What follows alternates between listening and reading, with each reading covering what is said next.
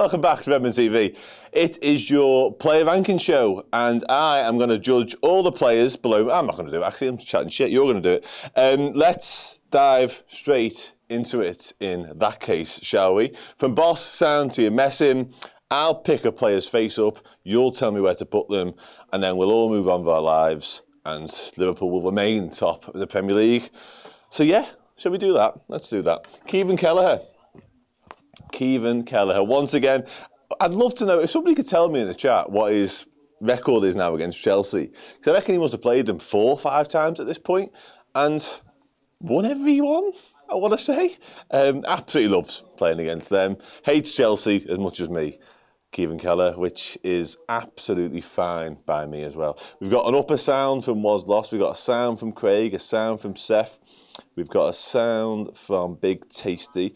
I've just seen somebody call somebody a better looking Hendo up above. If someone could tell me what that is. Yeah, it is. You know what, Paul? Every time I, in my head, sort of preempt the fact that I'm going to say the title of this show, I do often have to just stop myself ever so slightly in my pace of talking, because you don't want to be saying the other one. You just don't, because that'll be on the internet forevermore.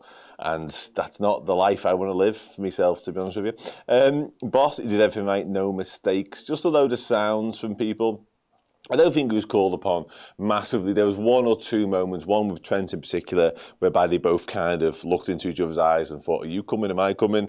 None of them ended up going. I think Trent needed it behind. There's one with Joe Gomez, similar in the second half as well. But all in all, I thought pretty decent performance. Always feel very safe with Kevin Kelleher, which I guess is sort of a mark of the man and testament to where he's at in terms of his quality. So yeah, happy days with Kev. I'm happy with a sound, 1 dodgy ball. I think, yeah, his distribution, his footwork is also very good, which is so important to the way Liverpool play right now. I spoke a moment ago about the game management, and a lot of the game management was going through Kelleher as well. It was quite as simple as, you know, Konate, Virgil's going to keep it, Kelleher's going to get involved as well. So, yeah, I thought it was really good. Happy days. Graz thought he was boss, actually. Always get someone's heart set, hell bent on the numbers. 7 is kind of this. I would say 9 and 10, 8, 7, 6, and then I think you're into 5 and below territory here. But, you know, you're the judges, ultimately. Let's do it. Trent Alexander-Arnold. I did make a promise before the international break that I'd sort out the cards because hairstyles and kits. I have started to make good on that promise. I went upstairs and told everyone we needed to order new cards, and the graphic designer has made them all. They've now been ordered. So we're getting somewhere, guys. We're getting somewhere. Sound. Trent was sound. Lots of sound. I thought he was better than sound, to be honest, as does Craig Flynn. I thought he was brilliant. And it's not a typical brilliant Trent performance. Usually, in days gone by, when we spoke about Trent being, you know, boss sort of territory, he's walked away with a whipped-in top bins free kick or an assist or 2, or he's been spraying 60-yard passes, diagonals across to Luis Diaz, whatever. But this is slightly different now. This is a different version of Trent. I thought, just as a right-back, I thought he was exceptional. I really, really did. Yeah, I thought fundamentally, what he allowed us to do, what he allowed the midfield to do and the attackers, was play their football, which isn't really very vintage Trent, like I say, but yeah, I think he's doing a boss job of it. Thanks very much, Regina. It's not, yeah, thanks. Yeah. Trent, upper sound, boss, our best defender. Yeah, it's mad. It's a mad world. I can't quite get used to it at this point, to be honest with you. But yeah, his offensive work, I don't think his defensive work was bad either. You know, it just feels like he's been asked to do a lot less of that for whatever reason. It's a really, really interesting dynamic. Defo says minimum sound, boss line. Okay. Yeah, this, Nicholas, as well. Been a lot of out-of-pocket chat today. I'm going to pop in there for now. If we feel strongly that that's incorrect in any way, please let me know. But for now, I'm going to leave him there. He was an 8, says Wayne Kerr. Well, that's like a 7.5, I think, based on what I said a minute ago. So I'm going to keep him there for a second. Thanks. I'm glad. And they got rid of Sancho early doors, didn't they? Clearly, you know, speaking volumes of what Trent was doing to him. Ibu Konate, what do we think about Big Ibu? I did love that moment late on in the second half when we were 2-1 up and we were very much in that seeing the game out mode, and he found himself in what I can only describe as a Joel Matip centre-back position, about 35 yards from their goal, like in like a right-sided 8 position, and it was like, he had a look around him just to say, the fuck am I doing here? And instead of doing what Joel Matip would have done in that situation and just carry on running towards the goal, 1-2 with Salah and score him, he went, nope, not for me, laid it off to somebody else and ran straight back towards his centre-half position, which was nice. A lot of silly yellows. You're going to have to let me know who got silly yellows as we go along, because there's millions of them. Like, he was booking Ship Gulshoff and Johnny Eitinger at times. He was all over the place, the ref, wasn't he, let's be honest. He did get done by Jack. I think him and Virgil didn't cover themselves in glory for that goal, if I'm being really honest. A little bit too narrow for my liking. And it was his leg that played him onside ultimately as well, wasn't it? I think, yeah, I agree with this. I agree with this, actually. So I'm going to go sort of there. I think he's in and around the Kelleher region, to be honest. Virgil van Dijk. What do we think about Virgil today? Again, him and Ibu, neither of them go with spot nor play Nicholas Jackson offside, so they won't be happy with that, ultimately. They're not happy with conceding goals, full stop. And for what it's worth, should have said Keller couldn't do anything about the goal at all. It was a good finish, actually. Graz thinks he was boss. Scareface thinks he was sound. Diane thinks he was sound. I'm between Trent and Ibu in there. So similar sort of height, I'm guessing. I don't know about that. I don't know about that. Okay, let's get Virgil in there. I'm up for the early night element of it, though. I won't lie to you. I'm going to Germany tomorrow, so could do some kip. High sound captain, same as Ibu at most. All right. I feel like they're too low all of a sudden. I'm going to go with that. I'm going to go with that for now. Don't know why Virgil's come this side, but shit happens. Andy Robertson. I thought he was really struggling for a little bit there. The first half an hour, Madueke was kind of all over him a little bit, and I was a little bit concerned about that side. I was actually at ease with Trent's side because he had it, as the kids would say, locked down. But he was just, couldn't really get to grips with Madueke at all. And there's that one moment he does get to the byline and kind of gets away from him a little bit and pulls it back. But I thought he got a lot better. And second half, I thought he was much more like himself, to the point whereby late on, he's the one who makes that big block, and who knows what could have happened had he not have done so. Yeah, boss second half, says Sarah. I agree with all this. So I think we're like a high sound in that case, because it probably would have been boss if he'd played like that throughout, but he was so off it in the first half. I think we can't judge him too highly. You're messing first half, yeah. It wasn't good. First 30, you're messing. Yeah, I tend to agree. I don't know what it was about Madueke. We couldn't work him out, could he, for a little bit? It was odd. It was alarmingly odd as well at that. Let's throw him in there, I think. Sort of like the 6 territory, 6.5 territory. Very low sound, says Jack. Okay, yeah, I think that's about right then, to be honest, Jack. Ryan Gravenberch. One of the rare occasions this season where we're probably not going to be talking about Ryan Gravenberch for quite as long as we have been. Having said that, I thought he was really good again. I thought he, again, another one who got better as the game wore on. Towards the back end when, I'll say it again, we were looking to just be smart, be clever, be composed, kill the game. He was right at the heart of us being able to do that. And his turning. I could do like a 45-minute deep dive into his turn alone. It's just... oh, dear me, it's a bit of me. I thought he was good. Actually. Again, I thought maybe a little bit isolated first half. I don't think he had his greatest first 45 minutes. But I don't think the midfield did as a collective, actually. I felt like it was a little bit all over the place at times, a little bit disjuncted, maybe. Individually, they all had strong moments, but it felt like as a three, it wasn't really clicking for whatever reason. But again, I thought second half, he really came into the fore and was brilliant. Yeah, big tasty. I'm kind of with you. It feels at this point as though he's been so good. Anything less than like a boss is inaccurate. But today, I'm not sure. Yeah, chewed up Lavium Caicedo, which again, there's a story there, isn't it? I guess, given what happened last summer. Okay, somebody a tad up, same as Trent. Okay, people are having Ryan, which, listen, average apart from one turn, yeah, but what a turn it was, don't know. Between the centre-backs and Trent. Okay. All right, then. So, are we saying alongside, I have to move him and then do that? Is that right? Yeah? That right? Okay. Tell me if it's not right, but I'm going to move on anyway. I don't want to go too early on Curtis. Feels like I'm,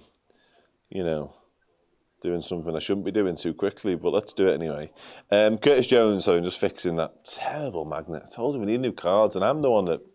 I work here, but I'm saying how bad they are. Yeah, Curtis Jones. Boss. We'll have a chat about man of the match later. For now, should we just all agree that he was brilliant? And I'll put him on boss, and we can all carry on with the night. I feel like that's at least... Just sort of where boss... Better than boss, says Ryan Hills. Jones was boss. Big tasty man the match. Boss man the match. Yeah, boss. Okay, yeah. The truth. Oh, that's... I see what you're doing. 8.5 out of 10, which would have us in that case, I think about here. Something like that. That might be a bit harsh. That might be a bit harsh on Curtis. Hassan says boss. Nathan boss. Yeah, we've got a lot of bosses. I'm not going anywhere near that comment. The temptation to do a daddy joke on Twitter was unbearable. But thankfully managed to avoid it. Yeah, he was boss, and let's be honest, probably man of the match. But we'll do it later. We'll do that later. I'll put him a bit higher. He's not got the greatest magnet in the world, so if he slides down, I cannot be held accountable. Here we go. It should be fun. Dominik Szoboszlai, ladies and gentlemen, what do we think about Dominik Szoboszlai? Don't just throw words at me. Well, do, but make sure they're one of boss sound and you're messing, if we can, please. I knew. Nearly messing from Freedom Jeremy. 3 out of 10. Oh, you're messing. Low sound, same as Robertson. Craig, was it me and you spoke about this earlier? I must admit, I didn't think he'd do the bow and arrow. That might come. And maybe if he'd scored another one, perhaps.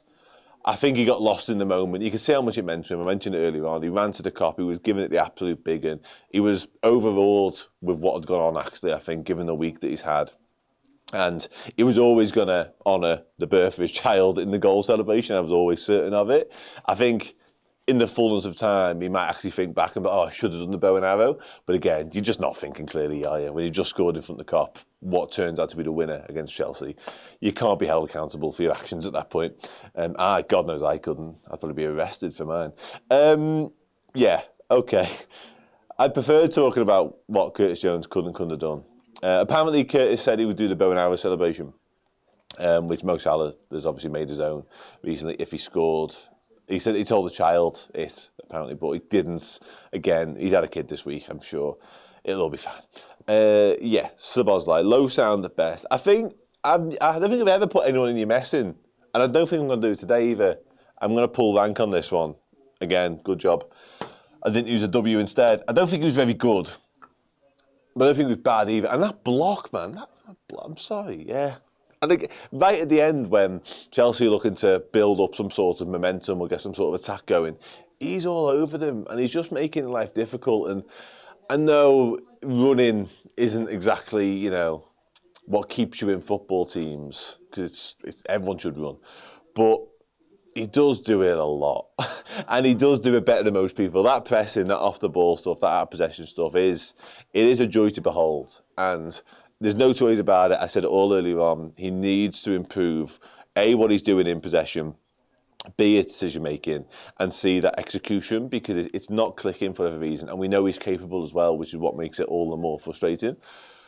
Should score today, potentially, or at least should do better with that chance. I don't know if he should score, but he's got to do better. He's got to work the goalkeeper more than he does. And again, 1 or 2 passes, awry, astray, underhit, whatever.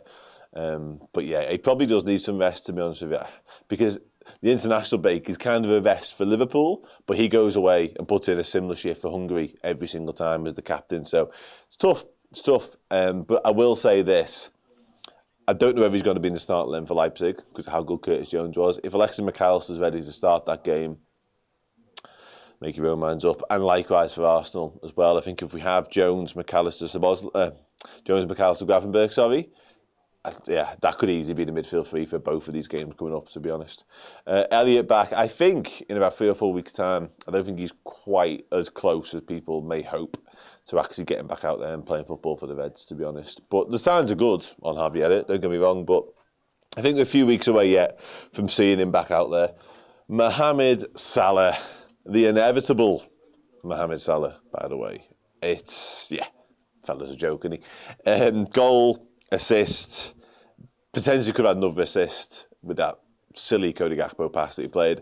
And again, I thought his all-round game was miles better today. Not the usual malaise post-international break hangover Mo Salah that we sometimes get. Thought he was out of this world. Thought he was brilliant. Honestly, I did.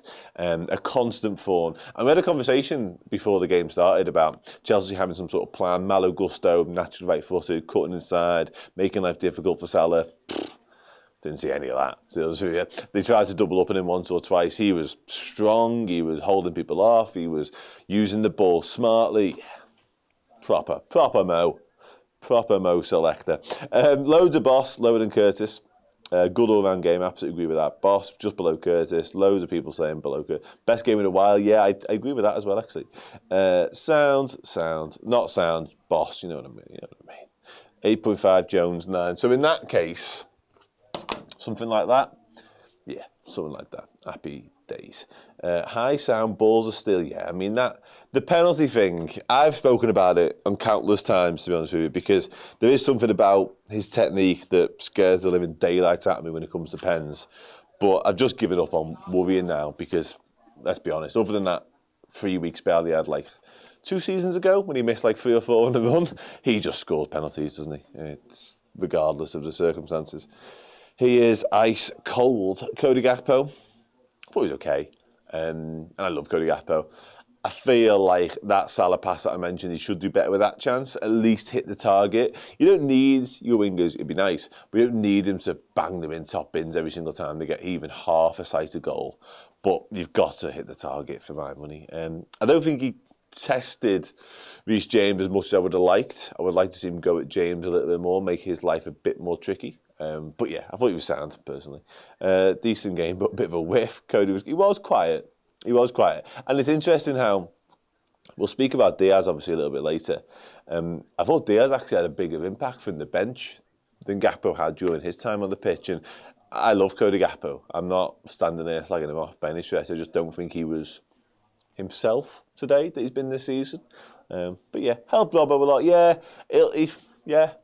he's defensively very good, and that comes from his size, his physicality, athleticism and all that. But it probably comes from the amount of positions he's played at Liverpool as well. The fact that he does have that game awareness to get back and help out and stuff like that. So, yeah, he did. Yeah, that's true. Actually, yeah, because it was Salah that was offside, wasn't it? Another potential Salah assist denied. Yeah, it's a good point, actually. Could have had a goal quite easily. Okay. I think we're sort of mid-range sound, aren't we, for Cody? In and around the Ibu situation. Shouldn't have had an assist. Yeah, okay. He was. Okay, boss. Sound. Let's go. Let's move on to Diogo Jota. This shouldn't take long.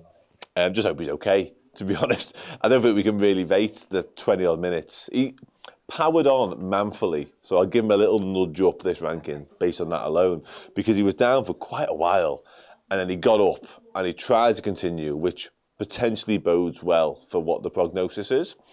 Just hope he hasn't done any more damage, of course. So yeah, fingers crossed he's okay and he's avoided anything serious, because was it against Brentford last year? He did a rib thing going on, I want to say. Someone fell on him, and it's a little bit similar to that.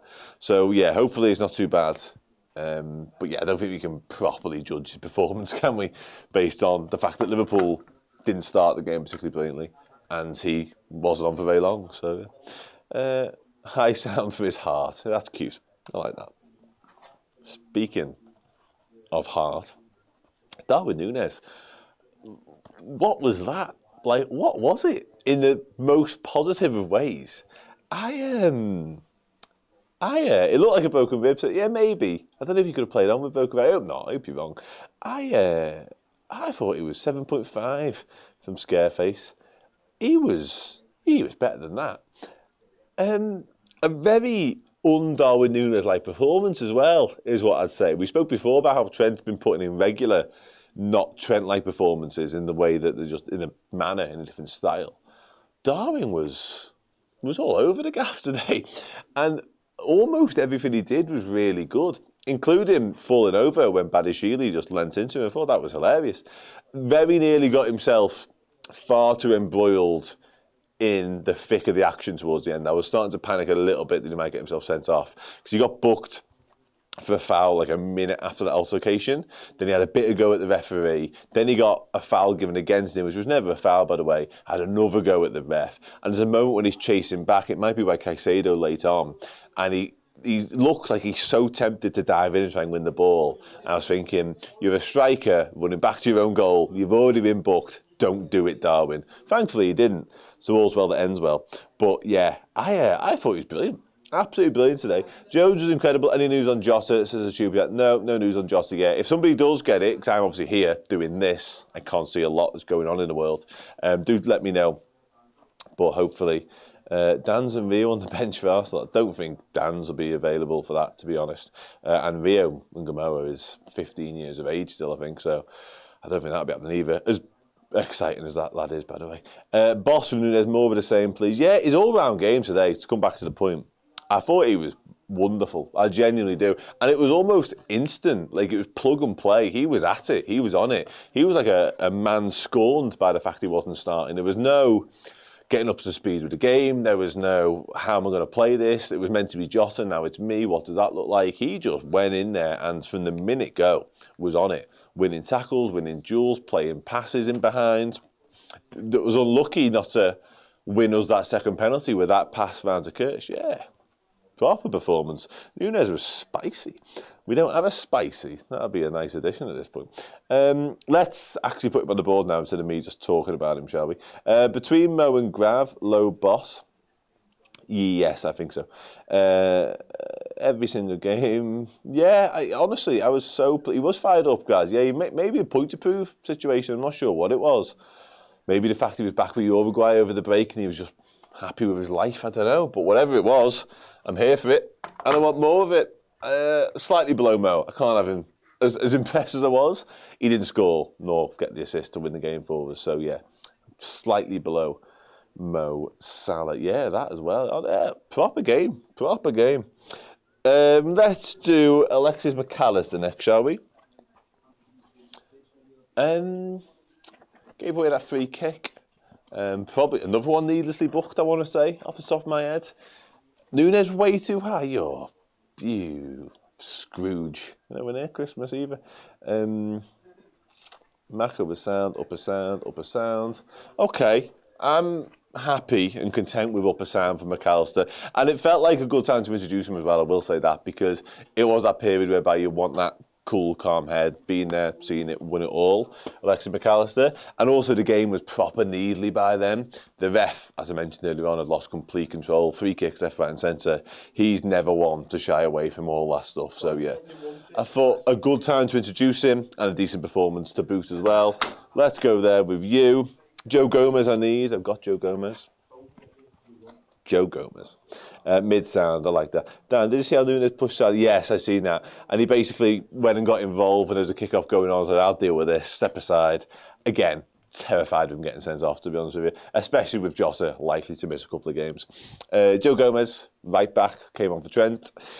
Yeah, really good actually. Won duels. There was a moment when, it was like 90-odd minutes, 91, 92. Gravenberch did brilliantly further up the field, won his battles, and then we lost possession. It came to Joe Gomez, and he was asked to do the same, and did exactly the same, even better, to be honest with you. So yeah, I thought, it was a really smart change from Arne Slot, which we'll talk about in a minute, but I thought it worked brilliantly too, because Chelsea were going for it, weren't they? And he's a centre-back by trade.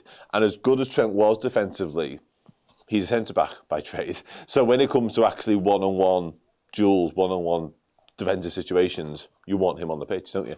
And it worked. So, yeah. There was that moment with Kelleher, again, I'll bring it up, where I panicked a little bit, I'll be honest. Yeah, I agree. Absolutely agree. Lots of boss, lots of high sounds. I'm going to go high sound. I'm going to go with Deno because I upset you last time, so I'm going to make you happy this time. I'm all about making people happy on this show. All about that life. He's going to go there. Arne Slot to finish. Where are... Oh, no, Luis Diaz to finish. Looking at me longingly, going, what about me? I just said he was brilliant a minute ago. I agree with myself. He was brilliant. And just, what I will say is, when we seem content with our lot and just happy to say, 2-1, that'll do, everyone stay calm, let's keep the ball, not give Chelsea a sniff. He was like, no. He's far too much fun for that. He's all about the vibes. He wanted to score, and he wanted to score in style. And to be fair to him, he nearly did, but he was all about that counter. All about making it 3-1. I don't know if he thinks it's going to come down to goal difference or what like, but he was not content. But what he was really good as well. Yeah, Lucho sound. No news on Jota still. That hasn't changed in the past 5 minutes. If he texts me, I'll let you know. Sound. I think a high sound for Lucho. Sound boss line from Craig. I like you, Craig. You'll do for me. And there's space there, so everyone's a winner, ultimately. And speaking of winners, God, I'm good. Arne Slot. Not stuck on by paper. I said, so we're getting new cards. Everyone relax. Everyone relax. There'll be a Christmas present to me from me, I reckon. Yeah, really good. Again, team selection-wise, with hindsight, I don't think he'd look back and regret anything necessarily. Learned his lesson from what he didn't do against Forest and actually made some changes after the break, freshened it up a little bit, let the lads who travelled further have a bit more rest. Perfect. Absolutely perfect. What do we think? Where's he going? We'll do him, and then we'll go man the match, and then we'll all go home and enjoy our Sunday nights with our families, friends, and loved ones. What do we reckon? We got a boss, and what I will say is we just touched on, he got a yellow card as well. And you know what? He was livid. When that free kick got given against Darwin Nunez, poof, head lost time. And he meant a lot to him, that win, you could tell. So I like that. We're seeing a bit more charisma from Arne. Not to say it was lacking or there was an absence of it. I think he's okay with it, but it's definitely starting to come out, isn't it, now, more and more interesting. Top of the league, Liverpool, so yes. He deserves a what? A matching... He deserves a lot of things, Arne Slot, when it comes to this card. And what we've got is not it. I'm unashamedly telling you that is not the answer to Arne Slot's card. I'm happy to own up to it, like, it's bad.